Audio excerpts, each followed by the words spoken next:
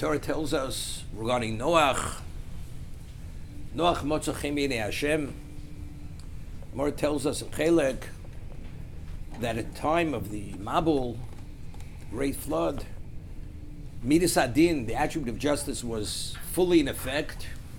And when Midas Adin is in effect, it does not discern what the French be tzaddik and Rosha. One cannot be perfect enough to be able to survive the scrutiny and the evaluation of Midas Adin.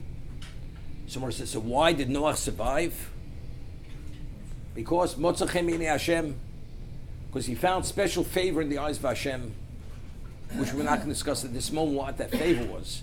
But wasn't because only he was tzaddik. Tzaddik was not sufficient. We read in Pirkei Avos, in the 5th chapter, Asor Doros mi Odom ad Noach. There were 10 generations from Odom to Noach. Lodia kam erech apayim lefonav, to show to what degree Hashem is patient, is rachmim, that he tolerated all this evil. Shkol adoros hoy machisim b'boyim. All the generations, they angered him, and they continued achevi aleim es hamabul, till he destroyed them with the waters of the great flood. Asor adoros mi Noach ad Avram.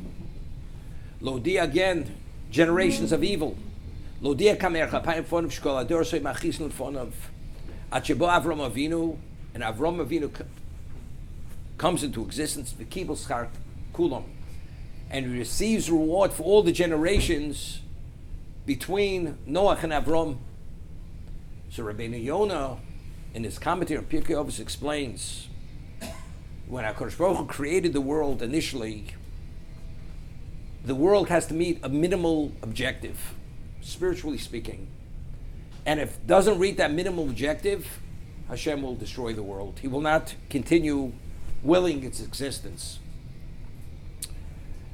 The mission and the task that Noach was given during that 120-year period was to turn around the world, because they weren't meeting that objective, and if they wouldn't meet the objective, the world would have to be destroyed, because that's a prerequisite to existence.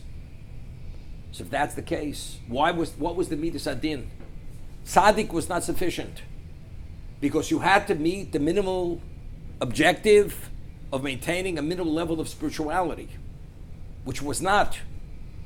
Therefore Hashem destroyed the world, and he should have destroyed Noach, because tzaddik was not sufficient. You have to meet the minimal level of objective.